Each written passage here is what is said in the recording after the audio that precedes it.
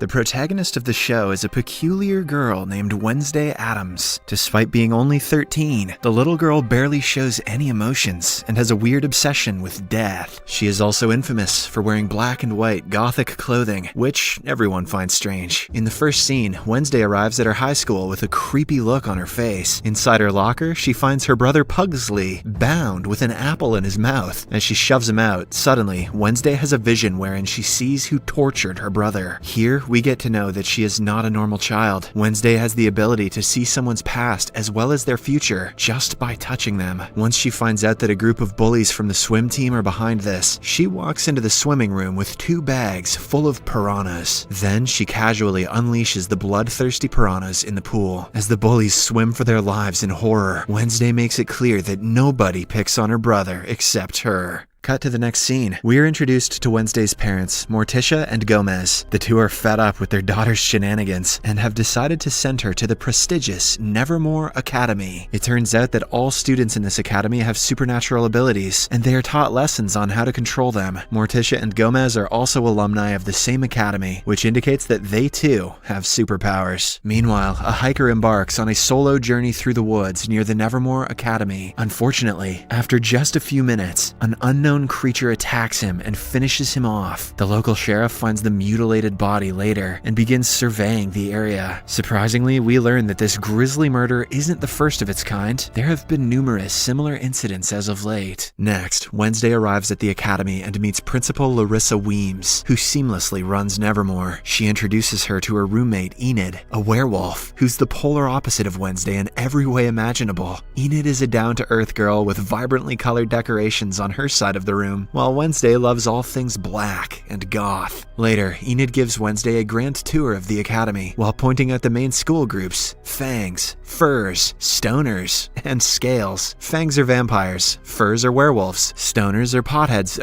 gorgons with snakes on their heads, and Scales are sirens who have the ability to manipulate people. Enid also shows her the most popular girl in school, Bianca Barclay, a gorgeous siren, and her ex-boyfriend Xavier Thorpe, a death artist who can transform his drawings into reality. Meanwhile, as the Addams family departs in their car, Gomez releases Thing, a chopped-off living hand. Thing is tasked with keeping watch over their daughter. The following day, Wednesday joins fencing class, where she is pitted against the impressive Bianca. After a bit of back and forth, the girls end up with equal points, so they decide to remove their masks and fight until someone draws blood first. Soon enough, a brutal battle erupts, with both of them matching each other stride for stride. However, at the end, Bianca ultimately emerges victorious when she slashes a small cut on Wednesday's cheek. Later, as Wednesday exits the infirmary after getting patched up, she is almost crushed to death by a falling stone gargoyle. Luckily, the death artist, Xavier, arrives just in time and pushes her out of the way. Shortly after, Wednesday returns to her room, but she suspects that someone is watching her. Hence, she searches the room and eventually finds the hand, Thing. Realizing that it's her parents' doing, Wednesday threatens the hand to be loyal to her, or else she will lock him up in a drawer. Terrified, Thing vows to be faithful. Due to Wednesday's piranha prank, she has to take mandatory therapy sessions. So, Principal Larissa drives her to her therapy session in Jericho, a small town outside of Nevermore. She meets her therapist, but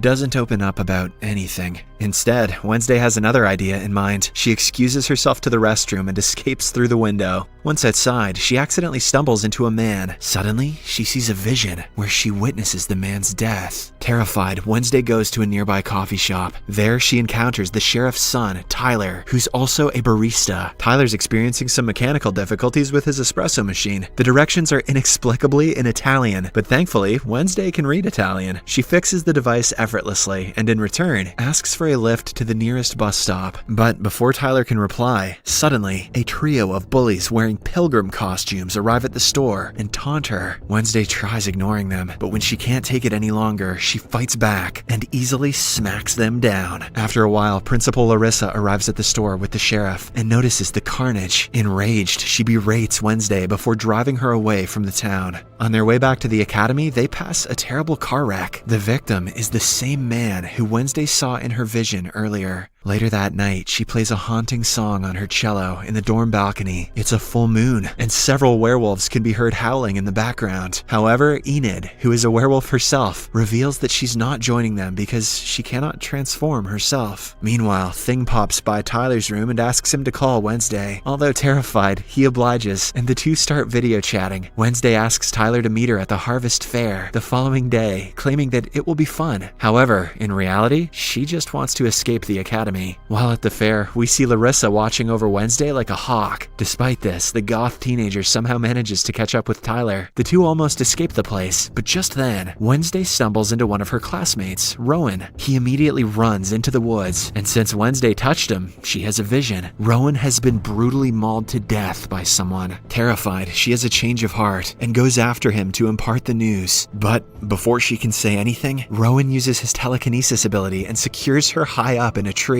He then reveals that his mother, a powerful seer, envisioned Wednesday destroying the Nevermore Academy 25 years ago. Hence, Rowan believes that he has to kill her before anything bad can happen. He then starts choking her telekinetically. Geez, at least buy her telekinetic dinner first. But suddenly, a massive monster leaps in, tears Rowan apart, and vanishes into thin air. Wednesday stands over his mutilated body and sees the illustration his mother supposedly drew of her. Soon after, police officers led by the sheriff begin looking for Rowan's body, but are unable to find it. As expected, the sheriff does not believe Wednesday's statement about a monster attacking Rowan and thinks it was a Nevermore student instead. An officer disrupts their conversation, and surprisingly, we see Rowan, who is very much alive. When Wednesday arrives at her room, she notices that her roommate Enid is too preoccupied with the Po Cup competition, an annual boat riding game. Later, she tries talking to Rowan, but Principal Larissa informs her that she has been expelled for a reason she can't share. As a result, Wednesday reverts to Plan B and asks Thing to keep an eye on Rowan. The scene then cuts to Rowan, who has arrived at the train station, with Thing following closely behind. After observing the surroundings, he covertly heads to the restroom and changes his appearance into that of an old man. Unfortunately, Thing loses track of him and misses this transformation. Later, the old man changes to Principal Larissa. This reveals that she is actually a shapeshifter, and for some reason, she is covering up Rowan's murder. Left with no options, Wednesday ventures into the woods to look for Rowan's murder clues. She is accompanied by Tyler, who is stalking his dad. After a while, she finds Rowan's glasses, and as she picks them up, she has a vision. In the vision, she sees a purple book from which Rowan got the drawing. Wasting no time, Wednesday confronts her class teacher about the book, and the latter reveals that it belonged to an old student society called the Nightshades. However, the society has long since disbanded. After school, Wednesday sneaks into Rowan's room to look for the book. She finds a mask underneath his bed, but before she can leave, Xavier arrives. It turns out he is Rowan's roommate. Wednesday quickly hides under the bed, and right then, Bianca also arrives to visit her ex. She overhears their conversation and learns that Bianca is planning to crush Enid in the upcoming boat riding competition. Hence, as soon as she returns to her room, Wednesday decides to help Enid by joining the competition so that they can take Bianca down. The next day, Wednesday and Enid gear up for the competition. As there are no rules, it is all fair game, and Bianca is using this to her advantage. There are 4 teams, and the game is that they have to row their boat to a destination and back. Whoever is the first one to arrive at the finish line without being knocked out in the lake is declared the winner. As the contest begins, Bianca hints at one of her friends, who is ready to sabotage the other boats. The friend, who turns out to be a mermaid, dives into the lake and destroys one of the boats, knocking the team out. Thankfully, Wednesday and Enid are prepared, so with the help of Thing, they manage to capture the mermaid. However, during the contest, Wednesday has another vision. This time, she sees a blonde-hair version of herself, and that version tells her she is the key. Confused, Wednesday snaps into reality, only to find that Bianca's team is leading the race. Unwilling to give up, she and Enid decide to play dirty. They use Bianca's underhand methods against her, and finally win the competition. With this, a non-siren team has won the esteemed competition for the first time in 4 decades.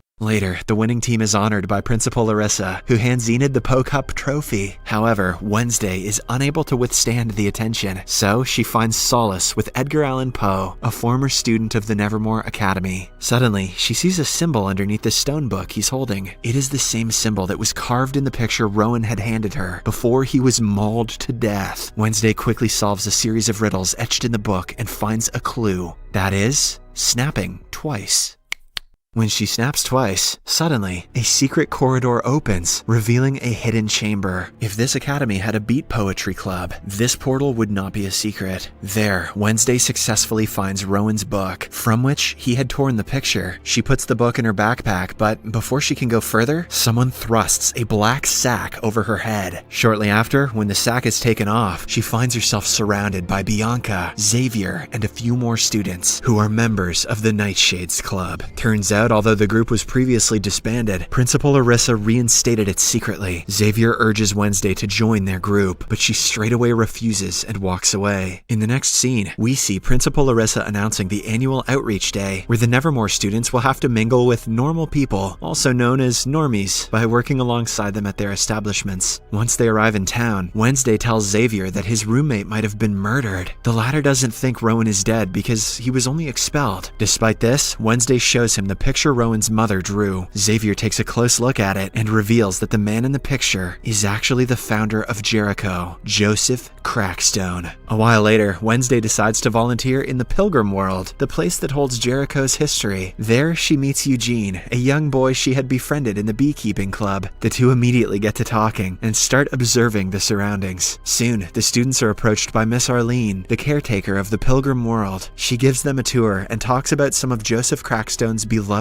artifacts. Wednesday asks more about the artifacts and learns that they have original farm tools, tableware, and even the family chamber pot. Ew. She wants to work there, but can't because it's being renovated. Instead, they're all going to work at the Ye Old Fudgery to distribute fudge and cakes to the local tourists. Later, Wednesday, with the assistance of Eugene, sneaks into the Crackstone family chamber. She finds a painting of the old meeting house, which includes the girl from her vision. Shortly after, she also finds the book that the girl was carrying. However, when Wednesday notices that the pages are blank, she suspects it is a fake. Just then, the caretaker Arlene arrives and catches her. Wednesday asks about the original book, and Arlene hesitantly reveals that it was stolen last month. Later, Tyler and Wednesday reunite at the coffee shop. The latter inquires about Joseph Crackstone, and Tyler reveals that what is left of the original meeting house is out in the woods. It is pretty much a ruin, and meth heads use the place as a crash pad. Immediately, Wednesday and Thing enter the woods in search of Joseph Crackstone's place. They eventually find it and come across a homeless man, but Thing chokes him and scares him away. What the hell, Thing? Suddenly, Wednesday experiences a vision. This time, she travels 400 years into the past. We see the blonde girl she encountered in the earlier vision. There are villagers who are encircling the girl as they call her the devil's spawn. Soon, Joseph Crackstone arises from the crowd and calls her Goody Adams. He accuses her of being a witch and condemns her to die in a barn stuffed with other accused folk, including her mother. In turn, Goody also accuses them of stealing their land, slaughtering the innocent, and robbing them of their peaceful spirit. Enraged, Joseph stares at her for a while and then sets the barn ablaze. Goody tries to free her mom, but all her efforts are in vain. At last, when there is no hope left, she escapes via a trap door. Meanwhile, Wednesday observes all of this in the barn with them. Goody soon runs up to her and claims that Joseph won't cease his crusade until he's killed them all. With this revelation, Wednesday wakes up from her lengthy vision and explains everything to Thing. I think we found someone who it's cool for you to choke, Thing. Suddenly, they see the same monster that killed Rowan lurking behind them. Wednesday runs after it in the rain, but can't keep up. Hence, she follows the footprints, which strangely start transforming into a human's. This reveals that the monster is actually a human. Right then, she runs into Xavier and tells him what she saw. He wants to look at the tracks, but the rain has already washed them away. The following day, everyone reunites in the town square for the unveiling of a new statue dedicated to Joseph Crackstone. Wednesday plays an instrumental version of Fleetwood Mac's Don't Stop with the Jericho Marching Band, while the mayor and Larissa announce the statue. However, disaster ensues when Thing, as per Wednesday's orders, sets the statue in flames. While others run away in horror, Wednesday's eyes gleam with vengeance as she swiftly plays the cello. Later, Principal Larissa tears into Wednesday, suspecting that she caused the incident. However, the teenager refuses to have done anything and instead confronts Larissa for refusing to acknowledge the bloody racist truth on which Jericho was founded. Hell yeah.